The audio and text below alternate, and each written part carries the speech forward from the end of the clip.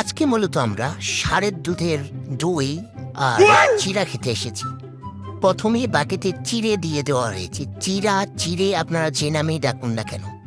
তারপর হাউন আঙ্কেলের কলা দিয়ে দেওয়া আছে। সরি, হাউন আঙ্কেলের কলা তো এত বড় না, তো এখানে বড় বড় খোলা কুচি কুচি কুচি করে কেটে বাটিতে দিয়ে দেওয়া হচ্ছে। প্রথমে একটা বাটিতে দিচ্ছে, সব বাটিতে কলা দিয়ে দেওয়ার পর মামা আবার চেক করতেছে যে কোন বাটিতে কলা কম হয়েছে। তারপর দেখি যে আমার বাটিতে কলা কম, তারপর মামা আমার বাটিতে আরো 2 পিস কলা মারে দিল।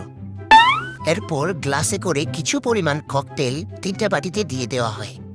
ককটেলটা দিয়ে দেওয়ার পর মামা অতি আকর্ষণীয় ষাঁড়ের দুধের দই দেওয়া শুরু করলো। 1 চামচ করে পুরা বাটিতে ভরাই দিল ষাঁড়ের দুধের দই দিয়ে।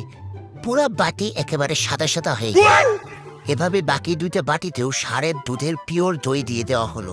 মামা একদম মনের মাধুরী মিশায় বাটির মধ্যে দই দিচ্ছিল। আহা, কি শান্তি!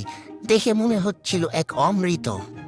ষাঁড়ের দই দিয়ে দেওয়া হলে মামা 10 হর্স পাওয়ার বা 10 ঘোড়া সম্পন্ন পাওয়ারফুল খেজুর দিল। 10 ঘোড়া পাওয়ার সম্পন্ন খেজুর দেওয়ার পর মামা চামচ দিয়ে আমাদেরকে তা খেতে দিল। এটা যদি আপনারা খান তাহলে চোখের পানি মুখের পানি সব এক করে দিবেন।